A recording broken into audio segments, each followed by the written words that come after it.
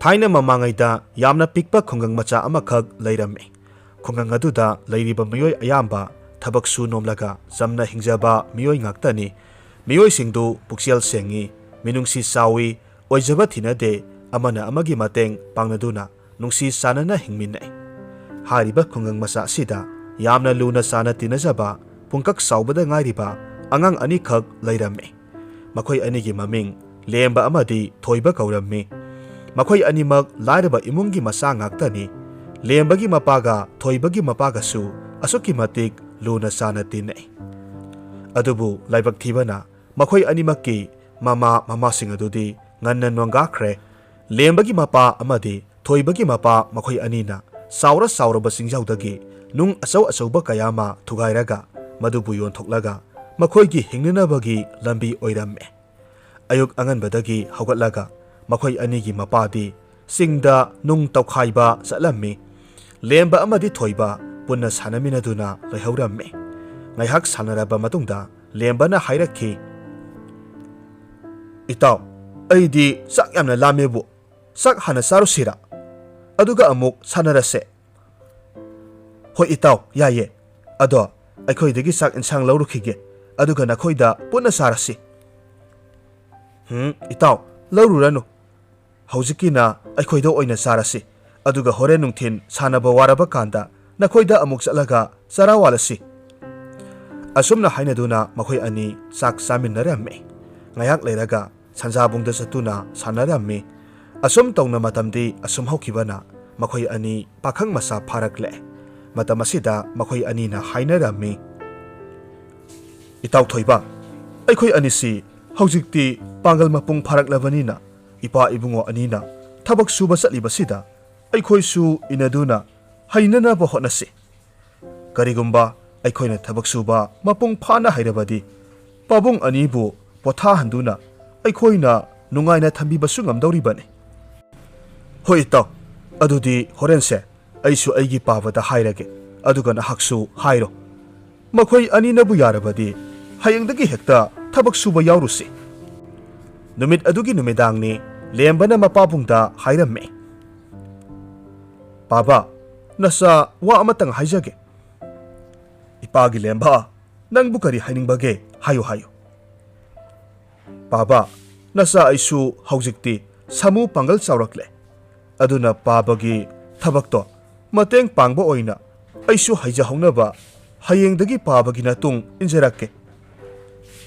Hai, ipagi lemba, madugi matam watline hei.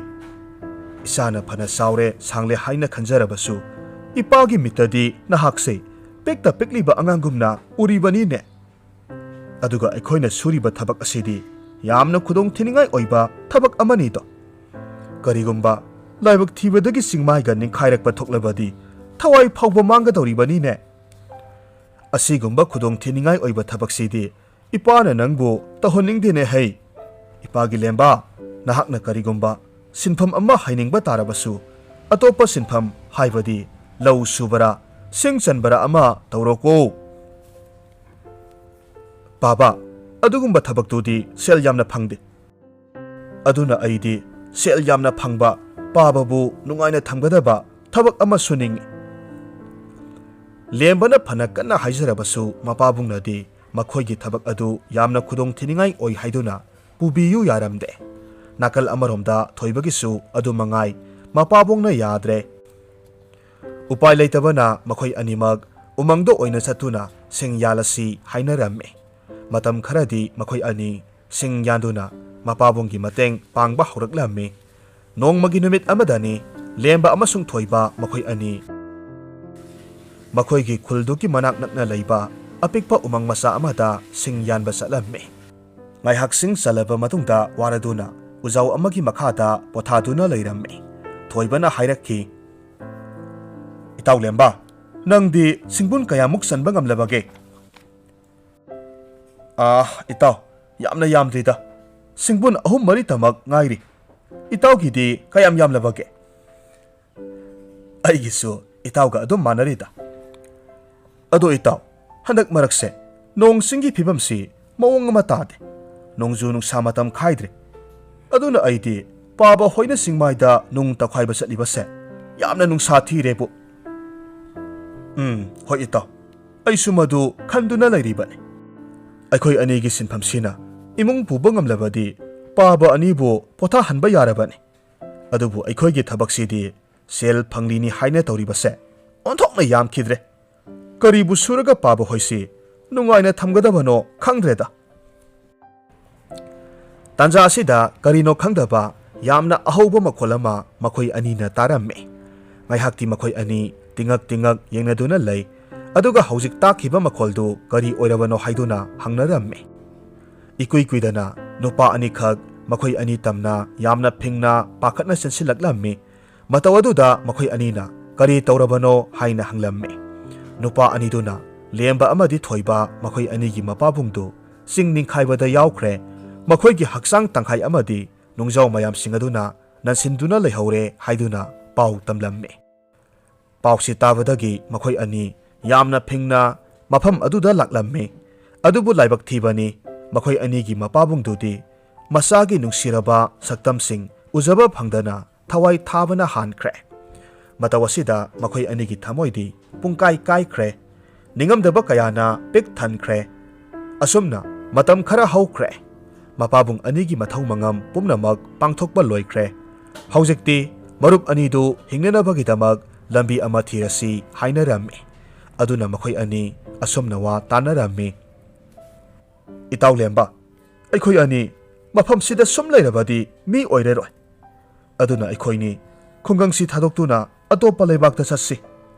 खरा साउबा लेबाक्तादी अखोयना तंबा याबा इहैमक नत्रबसु सिनफम कया मरुम लेरमगनी हाइना खल्ले इताउ नहाकना हारिबदो मधुना फगनी अदुदी अखोयनी हयेंमक हेक्दा खोंसानबा तौरसी मसी हाइनदुना मखोय अनि मथंगी नुमित्ता मखोयगी पोकनफम खुंगंग थादोक्तुना लाक्ले खरा सांगना चटलबा मतुंगदा खोंग लंबी अनि फांगबा लंबी अमा थेंगनरम्मी लंबी अमना लैबाक निंगथौगी कोनुंगना लैरिबा सावरबा मफमदु यौननबा चटपा लंबीने अदुगा अतोपा अमना सिंगनुंग मानुंग ओइना ताबा खुल मयाम अमा लैबा लंबीनी लंबी खाइनफम मयाइदा लेप्तुना मरुप अनि अदुना मफम असिदगी तोंगान तोंगान लंबीदा चटनरदुना मागी लाइबक येंगनरसी अदुगा सही 10 की मतुंगदा अमुक मफम असिमक्तदा थेंगनसी हाइनरम्मे थोइबना सिंगनुंग मानुंग ओइना तौबा लंबी अदोमदा चटलगे हाइरे अदुगा लेंबना निंगथौ कोनुंग ताबा लंबी अदुदा चटख्रे थोइबना असुम लाकपा मतमदा नुमित 10 की मतुंगदा यामना अहल ओइरबा योत्सुबा हनुबा अमगा थेंगनरम्मे अहल अदुदा महाकना निंगथीना हाइजरबदा अहल ओइरबा नुपा अदुना महाकपु योत्सुबगी सिनफम ताकपिरगे हाइना हाइरक्खे मतौ असुम तौना नुमित असिदगेदी थोइबा योत्सुबगी सिनफम असिदा माइपुनना थबक सुबा हौख्रे असोमदना लेंबा असुम लाकपा मतमदा लेबाक निंगथौ सनाहलगी कोनुंगदा थुंगलम्मे मतम असिदा महाकना अहानबा ओइना निंगथौ सनाहलगी मनाक्ता संगलक्लम्मे निंगथौ सनाहलना महाकपु उबदा हाइरक्लम्मे सखंगदबा नहा पाखंग नहाकपु करी लमदगी लाकपनो निंगथौ अगी कोनुंगदा नहाकना लाकपदी करी हाइनिंगबा लै हायु जिंगनदना हायु इनिंगथौ ननाय अहाक लाइरबा मिसक अमनी अथापा इनिंगथौगी लेबाक असिमक्तदा लैबा अपिकपा खुंगंग मसा अमदगी लाक्सबनी करीगुंबा इहै नत्रगना सिनफम अमबु फंगलबदी खंदुना सुजगे हाइदुना लाक्सरीबनी इनिंगथौना थौजानबिरबदी इनिंगथौगी सना कोनुंग असिदा अैगी थबक अमतंगदी पिबियुदो नंगी नसकना तवसिगा हाइरुरगदी नबुक्सेल सेंगबा मियोइदी मालिसे फरे पाखंग नंगबु अइना सांयंग खरदी येंखिगदौरिबनी अहानबगी ओइना नहाक मतम खरदी अैगी लानमी मयाम मरक असिदा लानमीगी महै तमदुना लानमी अमा ओइना यावजरो नथमोइबु सेंगलबदी नबुदी नरौसिंग लैरबदी नहाकबु अइना मदुगा सानना सिनफम पिगदौरिबनी करिगुंबा नाता तौबा लौनम साउबा मियोइ अमा ओइरमलबदी निंगथौ सनाहल ऐसी साहिंग साबा सादगिसु हेना तमथीबा मिसक अमनी हाइबसी नंग मतमदुदा खंगनी इनिंगथौबु हन थागचरी ननाय लेंबा अहांगना इनिंगथौगी माइ खुननबा ꯊꯕꯛ ꯑꯃꯠꯇ ꯇꯧꯖꯔꯣꯏ ꯂꯥꯏꯑꯣꯏꯈ꯭ꯔꯕ ꯄꯂꯦꯝ ꯄꯟꯊꯧ ꯑꯅꯤꯕꯨ ꯄꯜꯂꯗꯨꯅ ꯅꯅꯥꯏ ꯑꯩꯍꯥꯛꯅ ꯋꯥꯁꯛꯆꯔꯤ ꯉꯝꯂꯤꯕ ꯃꯈꯩ ꯏꯅꯤꯡꯊꯧꯒꯤ ꯊꯧꯒꯜ ꯃꯇꯣꯜ ꯂꯣꯝꯅ ꯇꯧꯕ ꯉꯝꯖꯒꯦ ꯐꯔꯦ ꯐꯔꯦ ꯑꯗꯨꯗꯤ ꯅꯍꯥꯛ ꯂꯥꯟꯃꯤ ꯃꯌꯥꯝꯒꯤ ꯁꯪꯂꯦꯟꯗ ꯆꯠꯂꯣꯀꯣ ꯍꯥꯏ ꯅꯈꯣꯏ ꯀꯅꯥ ꯂꯩ ꯑꯊꯧꯕ ꯄꯥꯊꯧꯗꯨ ꯀꯧꯔꯛꯎ ꯃꯇꯧ ꯑꯁꯨꯝꯅ ꯄꯥꯊꯧ ꯂꯥꯛꯇꯨꯅ ꯂꯦꯝꯕꯕꯨ ꯃꯉꯣꯟꯗ ꯁꯤꯟꯅꯈ꯭ꯔꯦ ꯅꯨꯃꯤꯠ ꯑꯗꯨꯗꯒꯤ ꯂꯦꯝꯕ ꯂꯥꯟꯃꯤ ꯑꯃ ꯑꯣꯏꯅ ꯃꯍꯩ ꯇꯝꯂꯕ ꯃꯇꯨꯡꯗ ꯅꯤꯡꯊꯧꯒꯤ ꯈꯣꯡꯕꯨꯔꯣꯏ ꯑꯃ ꯑꯣꯏꯅ ꯃꯇꯝ ꯈꯔ ꯊꯕꯛ ꯇꯧꯔꯝꯃꯤ ꯑꯗꯨꯕꯨ ꯂꯦꯝꯕꯒꯤ ꯍꯩꯊꯣꯏ ꯁꯤꯡꯊꯣꯏꯕ ꯃꯍꯥꯛꯀꯤ ꯃꯕꯨꯗꯤ ꯃꯔꯧꯁꯤꯡ ꯂꯩꯕ ꯃꯇꯧ ꯑꯗꯨꯗ ꯃꯍꯥꯛꯄꯨ ꯅꯤꯡꯊꯧꯅ ꯑꯁꯨꯛꯀꯤ ꯃꯇꯤꯛ ꯌꯥꯝꯅ ꯂꯨꯅ ꯆꯥꯅ ꯇꯧꯕꯤꯔꯝꯃꯤ ꯊꯦꯡꯈꯥꯡ ꯀꯌꯥꯔꯛ ꯂꯦꯝꯕꯅ ꯃꯍꯥꯛꯀꯤ ꯍꯩꯊꯣꯏ ꯁꯤꯡꯊꯣꯏꯕ ꯑꯃꯗꯤ ꯃꯕꯨꯗꯤ ꯃꯔꯧꯁꯤꯡꯇꯅ ꯅꯤꯡꯊꯧꯒꯤ ꯊꯋꯥꯏ ꯀꯟꯕꯤꯕꯒ ꯂꯣꯏꯅꯅ ꯂꯩꯕꯥꯛ ꯑꯁꯤꯒꯤ ꯆꯥꯎꯈꯠ ꯊꯧꯔꯥꯡꯒꯤ ꯑꯣꯏꯕ ꯊꯕꯛ ꯀꯌꯥ ꯑꯃ ꯄꯥꯡꯊꯣꯛꯂꯝꯃꯤ ꯃꯔꯝ ꯑꯁꯤꯅ ꯅꯤꯡꯊꯧ ꯁꯅꯥꯍꯜꯅ ꯍꯧꯖꯤꯛꯇꯤ ꯂꯦꯝꯕꯕꯨ ꯃꯍꯥꯛꯀꯤ ꯃꯅꯥꯏ ꯑꯆꯥꯟꯕ ꯐꯝꯅꯥꯏꯕ ꯑꯃ ꯑꯣꯏꯍꯜꯂꯝꯃꯤ ꯑꯁꯨꯝꯅ ꯆꯍꯤ 10 ꯍꯧꯈ꯭ꯔꯦ ꯍꯥꯏꯅꯈꯤꯕꯒꯤ ꯃꯇꯨꯡ ꯏꯟꯅ ꯊꯣꯏꯕ ꯃꯥꯒꯤ ꯃꯔꯨꯞ ꯂꯦꯝꯕꯒ ꯃꯃꯥꯡꯗ ꯍꯥꯏꯅꯈꯤꯕ ꯑꯗꯨꯒꯨꯝꯅ ꯊꯦꯡꯅꯁꯤ ꯍꯥꯏꯕ ꯃꯐꯝ ꯑꯗꯨꯗ ꯉꯥꯏꯗꯨꯅ ꯂꯩꯔꯝꯃꯤ ꯐꯅ ꯀꯨꯏꯅ ꯉꯥꯏꯔꯕꯗ ꯌꯥꯝꯅ ꯐꯖꯔꯕ ꯁꯅꯥꯒꯤ ꯁꯒꯣꯜ ꯒꯥꯔꯤ ꯑꯃ ꯂꯥꯟꯃꯤ ꯃꯌꯥꯝ ꯑꯃꯅ ꯉꯥꯛ ꯁꯦꯟꯗꯨꯅ ꯂꯥꯛꯄ ꯎꯔꯝꯃꯤ ꯃꯇꯝ ꯑꯁꯤꯗ ꯉꯥꯏꯍꯥꯛꯇꯤ ꯊꯣꯏꯕꯅ ꯂꯥꯛꯂꯤꯕꯗꯨ ꯂꯩꯕꯥꯛ ꯅꯤꯡꯊꯧ ꯑꯣꯏꯔꯝꯒꯅꯤ ꯍꯥꯏꯅ ꯈꯜꯂꯝꯃꯤ ꯑꯗꯨꯕꯨ ꯑꯉꯛꯄꯅꯤ ꯂꯥꯛꯂꯤꯕ ꯁꯒꯣꯜ ꯒꯥꯔꯤꯗꯨ ꯃꯍꯥꯛꯀꯤ ꯃꯃꯥꯡꯃꯛꯇꯗ ꯈꯥꯝꯈ꯭ꯔꯦ ꯑꯗꯨꯒ ꯁꯒꯣꯜ ꯒꯥꯔꯤꯗꯨꯗꯒꯤ ꯃꯍꯥꯛꯀꯤ ꯄꯤꯛꯂꯤꯉꯩꯒꯤ ꯃꯔꯨꯞ ꯂꯦꯝꯕ ꯀꯨꯝꯊꯔꯛꯂꯦ ꯃꯇꯧ ꯑꯗꯨꯗ ꯊꯣꯏꯕ ꯍꯔꯥꯎꯕ ꯑꯃꯗꯤ ꯑꯉꯛꯄ ꯑꯅꯤꯅ ꯄꯤꯛ ꯊꯟꯈ꯭ꯔꯦ ꯌꯥꯝꯅ ꯍꯔꯥꯎꯅ ꯆꯦꯟꯁꯤꯜꯂꯝꯃꯤ ꯃꯍꯥꯛꯀꯤ ꯅꯨꯡꯁꯤꯔꯕ ꯃꯔꯨꯞ ꯑꯗꯨꯕꯨ ꯆꯦꯠꯅ ꯀꯣꯟꯁꯤꯟꯖꯩ ꯂꯦꯝꯕꯅꯁꯨ ꯃꯍꯥꯛꯄꯨ ꯌꯥꯝꯅ ꯅꯨꯡꯁꯤꯅ ꯀꯣꯟꯖꯔꯝꯃꯤ ꯃꯇꯝ ꯑꯁꯤꯗ ꯃꯍꯥꯛꯀꯤ ꯂꯥꯟꯃꯤ ꯈꯔꯅ ꯊꯣꯏꯕꯕꯨ ꯆꯤꯡꯊꯣꯛꯇꯨꯅ ꯍꯥꯏꯔꯝꯃꯤ ꯍꯥꯏ ꯀꯔꯤꯅꯣ ꯅꯍꯥꯛꯅ ꯑꯊꯧꯕ ꯂꯦꯝꯕꯗ ꯑꯗꯨꯝꯅ ꯍꯦꯛꯇꯃꯛ ꯆꯪꯁꯤꯟꯗꯨꯅ ꯀꯣꯜꯂꯤꯕꯗꯤ ꯑꯊꯧꯕꯁꯦ ꯂꯩꯕꯥꯛ ꯅꯤꯡꯊꯧꯒꯤ ꯌꯥꯝꯅ ꯃꯔꯨ ꯑꯣꯏꯕ ꯃꯤꯁꯛ ꯑꯃꯅꯤ ꯀꯔꯤꯁꯨ ꯂꯩꯇꯕ ꯅꯍꯥꯛꯅ ꯑꯗꯨꯝꯅ ꯍꯦꯛꯇꯃꯛ ꯁꯣꯛꯄ ꯌꯥꯕ ꯅꯠꯇꯦ ꯃꯇꯥꯡ ꯑꯁꯤꯗ ꯂꯦꯝꯕꯅ ꯍꯥꯏꯔꯝꯃꯤ ꯂꯥꯟꯃꯤꯁꯥ ꯑꯗꯨꯝꯅ ꯍꯥꯏꯕꯤꯒꯅꯨ ꯃꯍꯥꯛꯁꯤ ꯑꯩꯒꯤ ꯄꯤꯁꯛ ꯄꯤꯛꯂꯤꯉꯩꯗꯒꯤ ꯂꯨꯅ ꯇꯤꯟꯅꯖꯔꯛꯄ ꯃꯔꯨꯞꯅꯤ ꯃꯔꯝ ꯑꯗꯨꯅ ꯉꯁꯤ ꯍꯥꯏꯔꯤꯕ ꯅꯨꯃꯤꯠꯁꯤꯗꯒꯤꯗꯤ ꯃꯥꯕꯨ ꯑꯗꯨꯝꯅ ꯊꯤꯅ ꯍꯥꯏꯕ ꯌꯥꯔꯣꯏꯀꯣ ꯑꯊꯧꯕ ꯅꯅꯥꯏ ꯑꯩꯈꯣꯏꯕꯨ ꯑꯃꯨꯛꯇ ꯉꯥꯛꯄꯤꯌꯨ ꯅꯅꯥꯏ ꯑꯩꯈꯣꯏꯗꯤ ꯃꯤꯁꯛ ꯑꯁꯤꯕꯨ ꯈꯪꯗꯗꯨꯅ ꯍꯥꯏꯖꯈꯤꯕꯅꯤ ꯊꯣꯏꯕꯅ ꯑꯃꯨꯛ ꯍꯥꯏꯔꯝꯃꯤ ꯏꯇꯥꯎ ꯂꯥꯟꯅ ꯈꯟꯕꯤꯒꯅꯨ ꯃꯈꯣꯏꯅ ꯑꯩꯒꯤ ꯑꯣꯏꯔꯤꯕ ꯐꯤꯕꯝ ꯑꯩꯒꯤ ꯐꯤꯖꯦꯠ ꯑꯩꯒꯤ ꯏꯌꯣꯡ ꯏꯇꯧ ꯑꯁꯤꯗ ꯃꯈꯣꯏꯅ ꯑꯩꯕꯨ ꯅꯪꯒꯤ ꯅꯅꯥꯛꯇ ꯅꯛꯁꯤꯟꯕꯗ ꯃꯇꯤꯛ ꯆꯥꯗꯦ ꯈꯟꯕꯒꯤ ꯇꯧꯔꯤꯕ ꯑꯣꯏꯔꯤꯅꯤ ꯂꯦꯝꯕꯅ ꯈꯨꯝꯃꯤ ꯐꯔꯦ ꯐꯔꯦ ꯏꯇꯥꯎ ꯃꯁꯤ ꯑꯣꯏꯈ꯭ꯔꯕꯁꯨ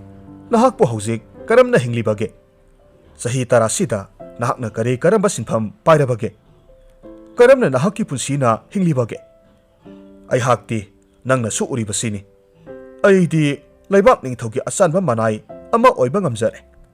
ꯑꯗꯨꯅ ꯑꯗꯨꯃꯛ ꯅꯨꯡꯉꯥꯏꯅ ꯍꯤꯡꯕꯗꯤ ꯉꯝꯂꯦ ꯊꯣꯏꯕꯅ ꯍꯥꯏꯔꯝꯃꯤ ꯏꯇꯥꯎ ꯑꯗꯨꯗꯤ ꯌꯥꯝꯅ ꯂꯥꯏꯕꯛ ꯐꯕ ꯃꯤꯁꯛ ꯑꯃ ꯍꯥꯏꯕꯗꯣ ꯅꯍꯥꯛꯇꯤ ꯑꯣꯏꯔꯦꯗꯅ ꯏꯇꯥꯎ ꯑꯩꯗꯤ ꯑꯄꯤꯛꯄ ꯈꯨꯡꯒꯪ 8ꯅ ꯀꯣꯏꯁꯤꯟꯗꯨꯅ ꯂꯩꯕ ꯃꯐꯝ ꯑꯃꯗ ꯌꯣꯠ ꯁꯨꯕ ꯃꯤꯁꯛ ꯑꯃ ꯑꯣꯏꯗꯨꯅ ꯌꯥꯝꯅ ꯏꯪꯅ ꯆꯤꯛꯅ ꯄꯥꯟꯕ ꯄꯨꯟꯁꯤ ꯃꯍꯤꯡ ꯑꯃꯗ ꯍꯤꯡꯂꯤ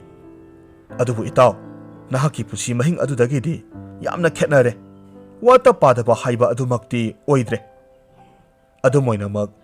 ꯑꯩꯒꯤ ꯍꯤꯡꯖꯔꯤꯕ ꯄꯨꯟꯁꯤ ꯃꯍꯤꯡ ꯑꯁꯤꯗ ꯑꯄꯦꯟꯕꯗꯤ ꯑꯣꯏꯖꯩ ꯃꯁꯤ ꯍꯥꯏꯗꯨꯅ ꯃꯍꯥꯛꯅ ꯄꯨꯖꯔꯛꯄ ꯈꯥꯎ ꯃꯆꯥ ꯑꯃ ꯎꯠꯂꯒ ꯃꯈꯥ ꯇꯥꯅ ꯑꯃꯨꯛ ꯍꯥꯏꯔꯛꯈꯤ ꯏꯇꯥꯎ ꯁꯦ ꯃꯁꯤ ꯌꯦꯡꯉꯨ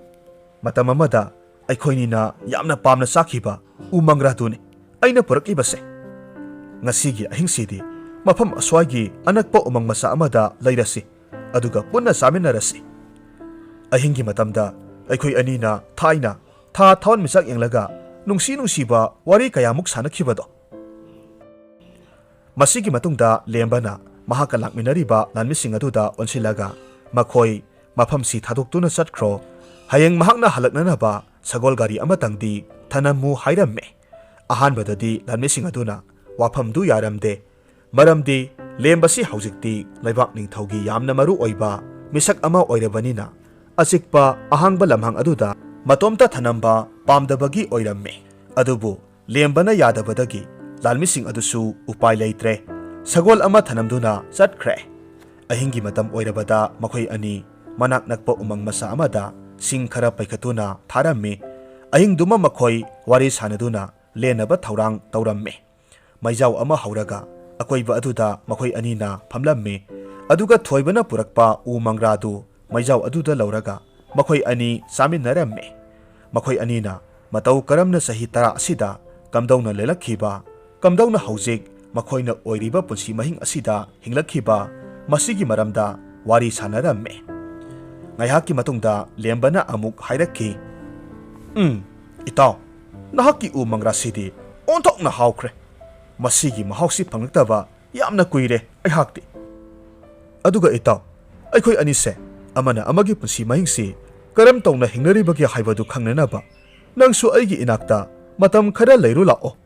ꯑꯗꯨꯒ ꯑꯩꯁꯨ ꯅꯪꯒꯤ ꯅꯅꯥꯛꯇ ꯂꯩꯕ ꯂꯥꯛꯀꯦ ꯊꯣꯏꯕꯅ ꯈꯨꯝꯃꯤ ꯑꯗꯨꯗꯤ ꯌꯥꯝꯅ ꯐꯕ ꯋꯥꯐꯝꯅꯤꯅ ꯏꯇꯥꯎ ꯅꯣꯡꯃ ꯅꯤꯅꯤꯒꯤ ꯃꯇꯨꯡꯗ ꯑꯩ ꯅꯍꯥꯛꯀꯤ ꯅꯅꯥꯛꯇ ꯂꯥꯛꯂꯒꯦ ꯑꯗꯨꯕꯨ ꯂꯨꯔꯤꯕꯗꯤ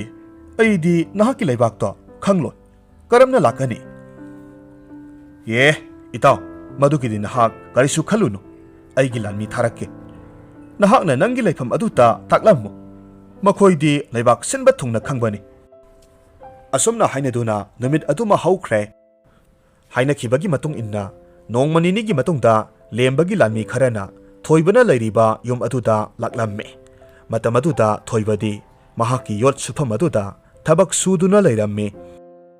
ꯃꯍꯥꯛꯀꯤ ꯆꯥꯎꯔꯕ ꯅꯨꯡꯊꯪ ꯑꯗꯨꯅ ꯉꯥꯡꯁꯪ ꯉꯥꯡꯅ ꯃꯩ ꯏꯠꯂꯕ ꯌꯣꯠꯆꯩ ꯑꯃ ꯌꯩꯗꯨꯅ ꯀꯔꯤꯅꯣꯃ ꯁꯦꯝꯗꯨꯅ ꯂꯩꯔꯝꯃꯤ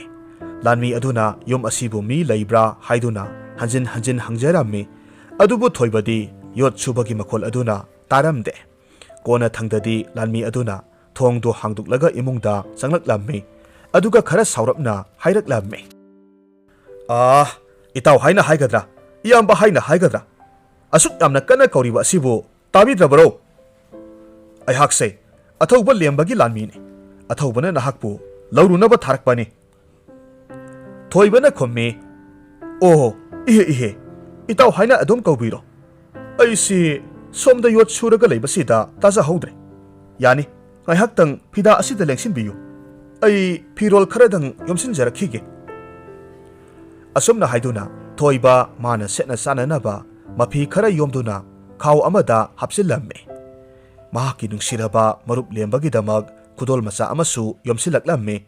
ꯃꯁꯤꯒꯤ ꯃꯇꯨꯡꯗ ꯃꯈꯣꯏ ꯄꯨꯟꯅ ꯐꯖꯔꯕ ꯁꯒꯣꯜ ꯒꯥꯔꯤ ꯑꯃ ꯇꯣꯡꯗꯨꯅ ꯂꯥꯛꯃꯤꯟꯅꯔꯦ ꯊꯣꯏꯕꯗꯤ ꯃꯄꯨꯟꯁꯤꯒꯤ ꯑꯍꯥꯟꯕ ꯑꯣꯏꯅ ꯑꯗꯨꯝꯅ ꯐꯖꯔꯕ ꯁꯒꯣꯜ ꯒꯥꯔꯤ ꯇꯣꯡꯖꯕꯗꯨꯗ ꯌꯥꯝꯅ ꯍꯔꯥꯎꯔꯝꯃꯤ ꯑꯗꯨꯒ ꯍꯥꯏꯔꯛꯈꯤ ꯏꯇꯥꯎ ꯑꯩꯒꯤ ꯃꯔꯨꯞ ꯂꯦꯝꯕꯁꯦ ꯍꯧꯖꯤꯛꯇꯤ ꯌꯥꯝꯅ ꯏꯅꯥꯛ ꯈꯨꯜꯂꯦ ꯃꯍꯥꯛꯀꯤ ꯄꯨꯟꯁꯤ ꯃꯍꯤꯡꯗꯨ ꯀꯝꯗꯧꯕꯒꯦ ꯂꯥꯟꯃꯤꯗꯨꯅ ꯈꯨꯝꯃꯤ ꯏꯇꯥꯎ ꯑꯊꯧꯕ ꯂꯦꯝꯕꯁꯤ ꯀꯣꯅꯨꯡꯒꯤ ꯌꯥꯝꯅ ꯃꯔꯨ ꯑꯣꯏꯕ ꯃꯤꯁꯛ ꯑꯃꯅꯤ ꯏꯁꯝ ꯁꯝꯅ ꯍꯦꯛ ꯍꯥꯏꯔꯕꯗ ꯂꯩꯕꯥꯛ ꯅꯤꯡꯊꯧꯒꯤ ꯌꯦꯠ ꯊꯪꯕ ꯄꯥꯝꯕꯣꯝꯅꯤ ꯃꯍꯥꯛ ꯌꯥꯎꯗꯅ ꯊꯕꯛ ꯑꯃꯠꯇ ꯄꯥꯡꯊꯣꯛꯄ ꯉꯝꯕꯖꯥꯠ ꯅꯠꯇꯦ ꯑꯊꯧꯕ ꯂꯦꯝꯕꯒꯤ ꯑꯋꯥꯃꯜ ꯑꯣꯏꯅ ꯊꯥ ꯈꯨꯗꯤꯡꯒꯤ ꯁꯅꯥ ꯈꯥꯎꯖꯥꯎ 10 ꯂꯨꯄꯥ ꯈꯥꯎꯖꯥꯎ 15 ꯑꯗꯨꯒꯤꯁꯨ ꯃꯊꯛꯇ ꯌꯥꯝꯈ꯭ꯔꯕ ꯍꯤꯔꯥꯃꯅꯤ ꯃꯨꯛꯇ ꯀꯌꯥ ꯑꯃꯁꯨ ꯏꯅꯤꯡꯊꯧꯅ ꯄꯤꯔꯤꯕꯅꯤ ꯑꯊꯧꯕ ꯂꯦꯝꯕꯁꯦ ꯂꯩꯕꯥꯛ ꯑꯁꯤꯒꯤ ꯃꯔꯨꯑꯣꯏꯕ ꯃꯤꯁꯛ ꯑꯃ ꯑꯣꯏꯕꯇ ꯅꯠꯇꯅ ꯈ꯭ꯋꯥꯏꯗꯒꯤ ꯏꯅꯥꯛ ꯈꯨꯟꯕ ꯃꯤꯁꯛ ꯑꯃꯁꯨ ꯑꯣꯏꯔꯤꯕꯅꯤꯅꯦ ꯃꯍꯥꯛꯀꯤ ꯊꯥ ꯑꯃꯗ ꯐꯪꯂꯤꯕ ꯑꯋꯥꯃꯜꯁꯤꯅ ꯅꯈꯣꯏꯒꯤ ꯈꯨꯡꯒꯪ 8ꯁꯦ ꯃꯁꯤ ꯄꯨꯟꯅ ꯂꯩꯕꯗ ꯂꯦꯝ ꯄꯥꯅ ꯀꯣꯟꯅꯕꯒ ꯂꯣꯏꯅꯅ ꯈꯨꯡꯒꯪ 8 ꯑꯗꯨꯃꯛ ꯑꯅꯧꯕ ꯈꯨꯜ ꯑꯣꯏꯅ ꯁꯦꯝꯒꯠ ꯁꯥꯒꯠꯄ ꯌꯥꯒꯗꯧꯔꯤꯕꯅꯤꯅꯦ ꯊꯣꯏꯕꯅ ꯂꯥꯟꯃꯤꯗꯨꯒꯤ ꯋꯥ ꯑꯗꯨ ꯇꯥꯔꯕ ꯃꯇꯨꯡꯗ ꯃꯍꯥꯛꯀꯤ ꯃꯔꯨꯞ ꯂꯦꯝꯕꯒꯤꯗꯃꯛ ꯌꯥꯝꯅ ꯆꯥꯎꯊꯣꯛꯆꯕ ꯑꯃꯗꯤ ꯍꯔꯥꯎꯕ ꯐꯥꯎꯖꯔꯝꯃꯤ ꯑꯁꯨꯝꯅ ꯑꯁꯨꯝ ꯂꯥꯛꯄꯅ ꯍꯧꯖꯤꯛꯇꯤ ꯂꯦꯝꯕꯒꯤ ꯆꯥꯎꯈ꯭ꯔꯕ ꯀꯣꯅꯨꯡ ꯑꯗꯨꯗ ꯊꯨꯡꯂꯔꯦ ꯃꯐꯝ ꯑꯗꯨꯗ ꯂꯥꯟꯃꯤ ꯀꯌꯥ ꯑꯃꯅ ꯊꯣꯏꯕꯕꯨ ꯑꯣꯛꯅꯕꯒꯤꯗꯃꯛ ꯉꯥꯏꯗꯨꯅ ꯂꯩꯔꯝꯃꯤ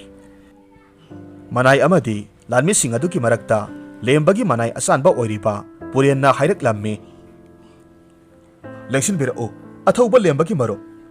ꯑꯩꯈꯣꯏꯒꯤ ꯑꯊꯧꯕꯗꯤ ꯁꯅꯥ ꯀꯣꯅꯨꯡꯗ ꯆꯠꯇꯕ ꯌꯥꯗꯕ ꯊꯕꯛ ꯑꯃꯒꯤꯗꯃꯛ ꯆꯠꯊꯣꯛꯈ꯭ꯔꯦ ꯑꯗꯨꯅ ꯃꯔꯨꯞ ꯅꯍꯥꯛꯄꯨ ꯑꯣꯛꯅꯕꯒꯤ ꯗꯥꯏꯇ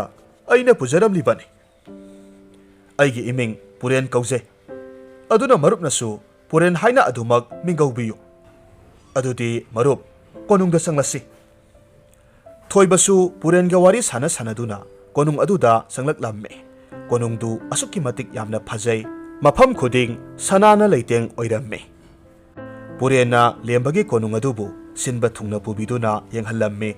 Ngaihakki Matungda Lembasu Halakpadagi Thoibaga Thengnare Lembana Hairaklamme Itaw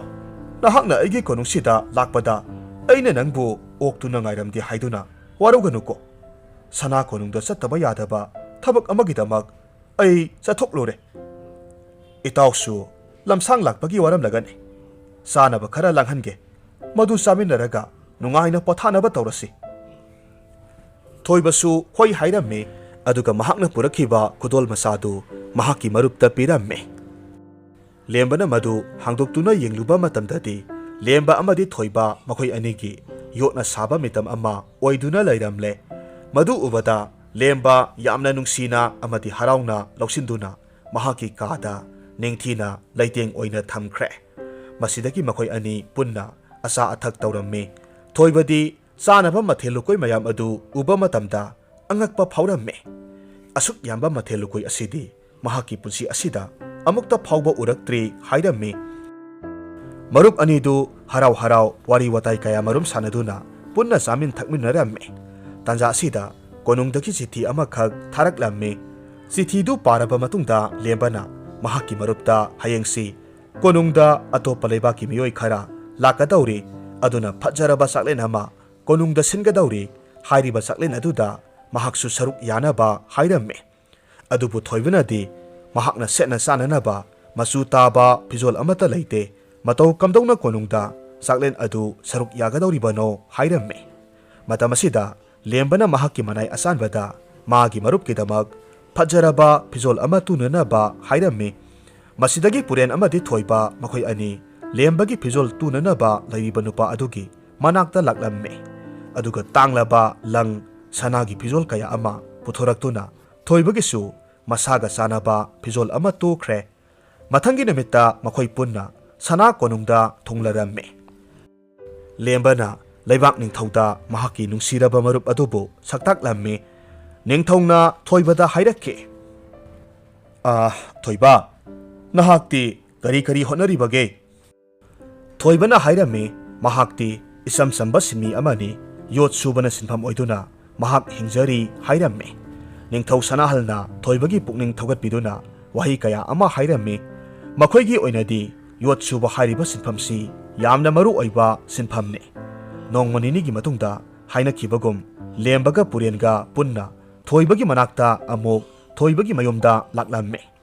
Thoibagi Yomdu Piktakna Ingna Nungsiba Yomne Makoina Hek Yorakbaga Kuldugi Nupa Mayam Amana Thoibabu Ngaiduna Leiramme Nupa Aduna Hairaki Yamba Ngarang Hanasibu Kadai Zatpiru Bage Yamba Laitabada Aikoidi Tabak Amata Pangtok Bangamde Se Aigi Nungtangse Kaikre Yambana Atuba Matamda Amukta Sembiyu Thoibana Komme Hoi Hoi Ai Shodana Semge Hayeng Ayuk Anganbada Lauroko Ihe Ngaikone He Inaw Nangi Nayambado Aingonda Singjang Amatang Sembiyu Haina Hairambane Mahaki Sing Sananaba Singjang Do Tekre Haibane Aina Magi Singjang Do Semba Loibadi Kuiraba Aduda Madi Lauba Suklak Lakhidre Nangna Lakningai Sida Pubikroko Iyamba Aigi Iyambado Singjangi Mathaudi Yamna Tarabane Adubu Mahaki Makutta Sel Amata Laitabana Iyambadagi Singjangdo Lauba Lakpa Ngamdabane Ihe Adugi Oireko Inaw Karisu Khangeno Hayu Singjangse Aina Mangonda Lemna Pirabane Aina Tamlakpa Kudolni Haiduna Mangonda Haibiyu Asi Haiduna Singjang Adu Lauthoklaga Nupa Aduda Piramme Nupa Aduna Harauna Thoibada Mahaki Pukchel Asidi Angakpani Mahakumna Pukchel Sauba Misak Thengnaraktre Afabata Oishanu Haina Hairamlaga Harauna Chatkre Thoibagi Pukchel Sauba Matau Mahakna Khungang Taret Asida Lauriba Thaudangdu Ubada Lembasu Mathamoida Yamna Sokthokpa Harauba Phaurammi Ngaihakta Hangde Thoibagi Thabakti Yamna Sille Khungang Taret Adugi Mioisingna Sisinanaba Khuchu Khulai Kolik Phauba Mangonda Loinamak Semba Laknarami Numidangi Matam Oirakle Thoiba Haujiksu Tabak Leptre Adubu Mahaki Marup Amadi Manai Asanba Puren Makoi Anigisu Mahaki Silaba Matam Kaitoktuna Makoi Galoina Rami Matawasida Makoi Anisu Yamna Penjerami Ngaihaki Matunda Thoibana Mahaki Lejaba Karana Matel Kara Langduna Makoi Ahum Punna Harau Samin Rami Wari Kaya Sarami Puren na Hairaki Marup Thoiba Nahaki Taudang Asisu Ontok na Saukre Nahak Yaudrabadi Khungang Tarit Asida Kana Amata Hingbang Amloidabagi Mami Ama Aikoina Uze Nahakti Isam Samna Hairabada Khungang Tarit Asigi Ningthogumbani Awa Anakayagi Matengsu Liamna Pangi Ontok na Puksel Saukre Marup Nahakti Lembasu Purelgi Mateng Pangsilaklammi Mani Asanba Puren Nahak na Haribado Asumbani Aigi Tause Khungang Tarit Asigidi Ningthodanate Laimakni Haibaya Hainari Matamasida Thoibagi Tongjildu Kanagumba Mioi Amana Tilaklammi Thoibana Hangdoktuna Yengluba Matamdadi Pikliba Angang Nipi Masa Amana Kairaba Sapu Ama Paiduna Leptuna Lairami Aduka Thoibata Hairaki Ipan Aikoigi Sapu Se Kaire Pabasu Masangam Hode Pabagi Ising Lumnaba Safu Amata Laitre Aduna Ipana Safu Asimatang Sembiyoba Thoibana Angang Dudagi Safu to Loksilli Aduka Mahaki Kaidaba Safu Ama Piraga Angang Aduda Madu Oina Sisinaro Mahaki Safu Asina Hayeng Ayuk Nongan Bamatamda Sembirage Hairame Asumna Taubaduda Angang Adusu Harauna Satkre Numituma Haukre Matangi Numita Makoi Sadan Bamioi Kara Latuna Thoibadaki Kuchu Kulai Kara Laiki Thoibana Sariba Kulaidu Asuki Matik Yamna Tawi Matau Yamna Lay Magun Yamna Lay Madu Ubada Lembana Mahaki Marupta Mana Sariba Kulaisi Makoigi Ningthodugi Senapati de Yanghansi Mahaki Kulai Asi Senapati Adunasu Soidana Pamgani Mahak Nasu Yarabadi Konungi Kulaidi Thoibana Sarabadi Sel Yamna Pangani Haina Hairame Thoibasu Wapamsi Tabada Haraurame Adubu Amuksu Mahakna Mapamsi Tadoktuna Satrabadi Khungang Tarit Asigi Mioising Asigi Awatbadi Kanana Menbigani Haina Wazarame Lembana Amuk Mahaki Marupta Mapam Asida Adumak Laina Tabak Adumak Tauba Yagani Hairame Masigi Matungda Lembana Amuk Hankraga Senapatibu Puraklame Aduga Thoibaga Unahalame Mahakna Sabu Kuchukulai Mayam Adu Ubamaktada Senapati Nasu Apamba Paure Haujikti Thoibasu Ningthaugi Kuchukulai Sananaba Misak Ama Oikre Asum Tongna Haujikti Marup Animak Magi Sinpam Aduda Mai Onsinaduna Yamna Nungairaba Punsi Mahing Amamamda Hingkirame Wari Asilo Silakpa Matamda Haijaningbadi Mioiba Amagi Gun Amasung Mahaksi Kayamuk Yamna Mina Maru Oina Laubibage Haiba Asi Magi Lantom Amadi Ina Kunba Mahakna Hingliba Thak Aduna Lepkadaba Natte Makoina Honazaba Makoina Taujaruba Afaba Tabak Aduki Mahina Makoi Masabu Mina Maru Oina Lauhanbani Haiba Asini Warisi Nungai Biragadi Like Tobiramu Comment Tobiramu Amadi Channel Asida Nauna Sangbirako Eragadi Subscribe Tobiramu Thaina Mamangaida Yamna Pikpa Khungang Macha Amakag Lairame Khungang Aduda Lairiba Mioi Ayamba Tabak Su Nomlaga Zamna Hingjaba Mioi Ngaktani